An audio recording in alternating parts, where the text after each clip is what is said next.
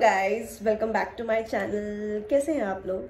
Okay, सो आज का जो टॉपिक है ना, it's little sensitive and that's why I am not gonna do any comedy और सो काफ़ी टाइम से मेरे जहन में था कि मैं इस टॉपिक को लेकर कुछ बात करूं और इसके बारे में कुछ शेयर करूं, बिकॉज रिसेंटली बहुत सारे ऐसे केसेस आ रहे हैं जहां पर मेंटल हेल्थ को ध्यान नहीं दिया जा रहा है और हमारी जो छोटी छोटी मिस्टेक्स हैं उनकी वजह से काफ़ी सारी जाने जा रही हैं, काफ़ी सारे कांड हो रहे हैं। तो आई थिंक हमें थोड़ी बहुत नॉलेज होनी चाहिए इन सब चीज़ों के बारे में, अपने राइट्स के बारे में पता होना चाहिए। और डोमेस्टिक वायलेंस एक ऐसा टॉपिक है ना जिसे बहुत ही ज़्यादा इंडियन सोसाइटी में नॉर्मलाइज किया गया है।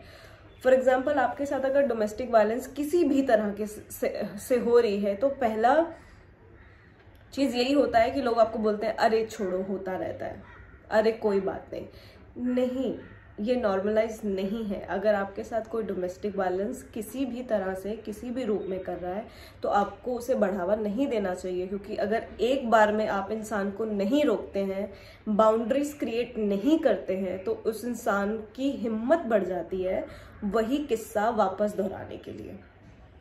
अगर आप इन सब चीज़ों को टाइम पे अपना स्टैंड ले पाए और अपना बात सामने से रख पाए कि बॉस मेरे साथ ये नहीं चलेगा, तो आई थिंक उनको थोड़ा डर भी क्रिएट होगा आपके प्रति उनके मन में, और उनको पता चल जाएगा कि भाई हमारा ये बिहेवियर इस इंसान के साथ ऐसा नहीं हो सकता और हमें नहीं करना चाहिए।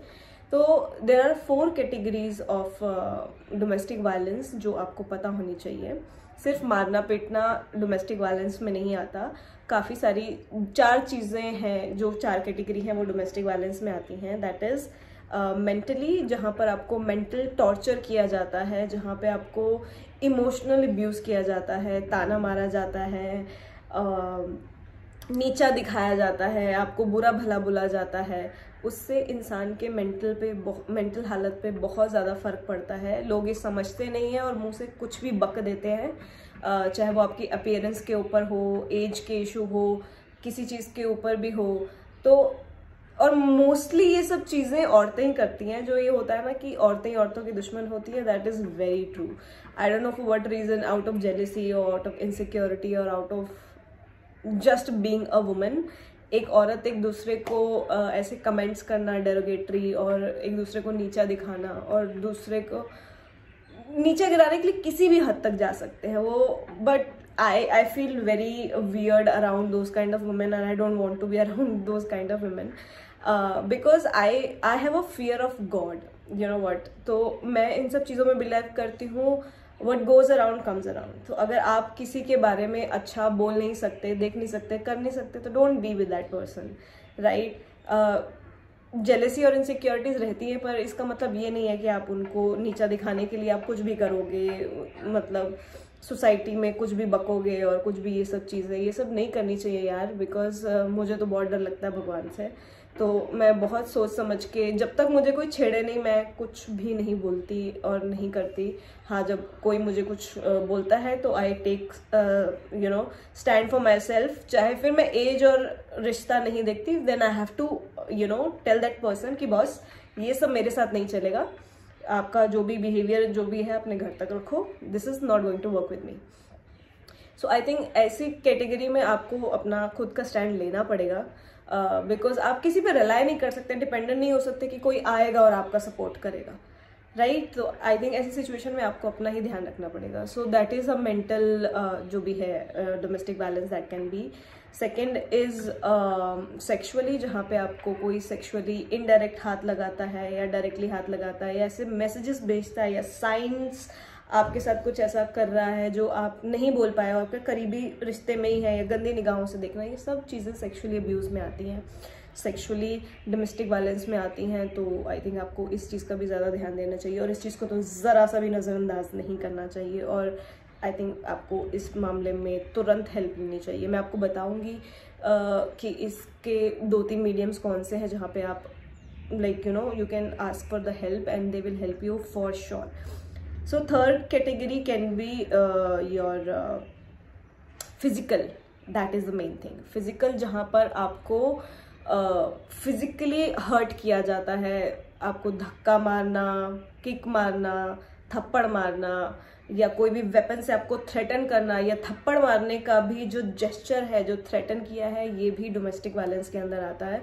और इन चीज़ों को लेट गो नहीं करना चाहिए, क्योंकि सामने वाले की हिम्मत बढ़ जाती है और उनको ऐसा लगता है कि अगर आपने कुछ नहीं बोला तो उनको ऐसा लगता है oh I am the man, I did something, you know, oh my god, औरत पे हाथ उठा के you I am the man and all this thing. They are the most कमज़ोर people, they have no balls at all, because वो मुंह से कुछ नहीं बोल पाए, that is why they are showing their aggression with the gestures and all of this things. So these people are, पहली बात है, रिस्पेक्ट के लायक ही नहीं है। और ऐसे इंसान को तवज्जो देने की भी ज़रूरत नहीं है। बट अगर किसी केस में किसी रिश्तेदार वगैरह ने किया हो तो चलो भाई आप ये कर सकते हो कि 2-4 बातें सुनाकर, या फिर आप यू नो या पुलिस में कंप्लेंट कर सकते हैं इजीली, उनको इजीली जेल हो जाएगी या कुछ भी, या फिर आप रिलेशन तोड़ सकते हैं। लेकिन कई बार ऐसा होता है आपका खुद का पार्टनर आपके साथ ऐसा कर देता है, और उसके ऊपर फिल्म भी बनी हुई है थप्पड़, जहाँ पर एक हस्बैंड ने अपनी वाइफ के ऊपर थप्पड़ मारा होता है एंड वो चुप नहीं बैठती, वो इसे दूसरे लेवल पे ले जाती है। और हमारे घर की और आसपास की औरतें भी, अरे कोई बात नहीं, पति तो मार ही देता है, ये है वो है, कोई बात नहीं, गुस्से में आ गया।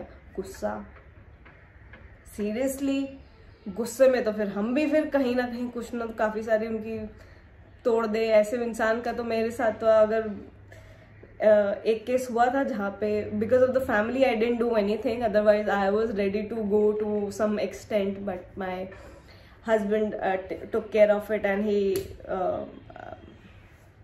you know, he didn't allow me to do it, but he took care of it very nicely, very gracefully. Otherwise I got out of the house at 2:30 and I was ready, I was there at the police station. I was like, I'm gonna kick that bastard's ass, how dare he to do that something to me. And I was really aggressive and I wanted to do something, but I think my husband took care of it very gracefully. I had the support and I still have a support, and he promised till the time they are not going to apologize to you, I think they are going to take it from me. So yeah, I'm blessed in that thing. So my husband was still there with me emotionally, and you know, he supported me at that time. But अगर किसी cases में आपके खुद का husband ही अगर ये सब चीज़ें कर रहा है और ये सब मतलब ये हरकतें हो रही हैं, तो आई थिंक आपको वहाँ पर अपना खुद का स्टैंड लेना पड़ेगा। डोंट वेट फॉर एनीबडी कि कोई आएगा और आपको सपोर्ट करेगा और ये सब चीज़ें, please don't wait for that, because नारी में बहुत सारी शक्ति होती है और नारी अबला नारी नहीं होती। और अगर अबला नारी को किसी ने छेड़ा तो वो अबला तुम्हारा ऐसा तबला बजाएगी ना, और वो ऐसी भारी पड़ेगी तुम पे कि तुम चड्डी पहनने लायक नहीं रहोगे। You remember? तो यू नो, अगर तुम्हारे अंदर इतनी हिम्मत आ सकती है किसी लड़की के ऊपर हाथ उठाने की या उसको फिजिकली हर्ट करने की, ये सब चीज़ें, तो you are not a man enough to you know convey your emotions. तो आप एक लुगाई से कम नहीं है, I would say that, to be very honestly. So these are not men in my sight, they are the weakest creature in the whole wide world. So I think you should take a hold, you know, about this in your hand. अगर आपको अपने हाथ में ही ये लेना पड़ेगा, and just sue them. And fourth and the last thing is economical violence, जहाँ पर आपसे दहेज मांगा जाता है। दहेज मांगना डायरेक्ट और इनडायरेक्ट अगेन ये हो सकता है। कई फैमिलीज़ में दहेज शादी से पहले मांग रखी जाती है कि हमें गाड़ी चाहिए, हमें इतनी बड़ी शादी करके दीजिए, अरे ये सब चीज़ें। तो आई थिंक आपको पहले बात समझ जाना चाहिए कि फैमिली अच्छी है ही नहीं, लालची लोग हैं, और ऐसे लोगों के साथ आप शादी करके कैसे खुश रह सकते? जब शादी के पहले इतना डिमांड कर रहे हैं तो बाद में क्या कर सकते हैं? आपके पेरेंट्स को परेशान करेंगे, ये सब करेंगे। पर दहेज मांगना इज इलीगल, यू नो, लोग जेल जाते हैं इसके पीछे, एंड हमारे इंडिया में ये बहुत अग्रेसिव एक्ट है। तो आई थिंक ये एक दहेज का है। पर यहाँ पे कुछ दूसरी कैटेगरी के लोग भी आते हैं जो कहीं ना कहीं मैंने भी फेस किया है आफ्टर माई वेडिंग, जहाँ पर लोग आपको नीचा दिखाने के लिए पीछे नहीं हटते हैं। आपको इनडायरेक्टली सुनाया जाता है कि अरे तुम तो घर से कुछ लाई नहीं, अरे फला की बहू इतना लाई थी, फला की बहू इतना लेकर आई थी, तुम तो कुछ लेकर ही आए, तुम्हारे घर वालों ने तो शादी भी कुछ खर्चा ही नहीं किया, तुम तो गोल्ड ही नहीं लेकर आई। ये भी इनडायरेक्ट वे ऑफ दहेज मांगना होता है। तो ऐसे लोगों को ना पकड़ के किसी डब्बे में डाल के ना सीधा पुलिस स्टेशन छोड़ के आ जाना चाहिए। सीरियसली, आई तो get very aggressive on these kind of people.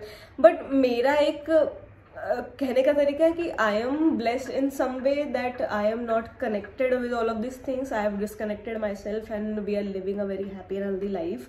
सबकी लाइफ में ये सब केसेस आते हैं, हर किसी का अपना तरीका होता है उसको हैंडल करने का. बट आई थिंक अगर ये सब चीज़ों को लेट गो कर दोगे ना और उनको अपनी बाउंड्री सेट करने का नहीं बताओगे तो यार वो करते ही जाएंगे ये सब चीज़ें और उनकी हिम्मत बढ़ती जाती है, you know. So I think in सब चीज़ों में आपको पहले तो देख लो कि कितना अग्रेसिव हो रहे हैं वो सामने से, उसके हिसाब से आप करो. अगर ये सब चीज़ें कंटिन्यूस में होती जा रही हैं और होती जा रही है तो हमारे इंडियंस लॉ बहुत अच्छे हैं, आप बिलीव करिए उन पे. और लड़कियों के लिए तो बहुत अच्छे लॉज हैं.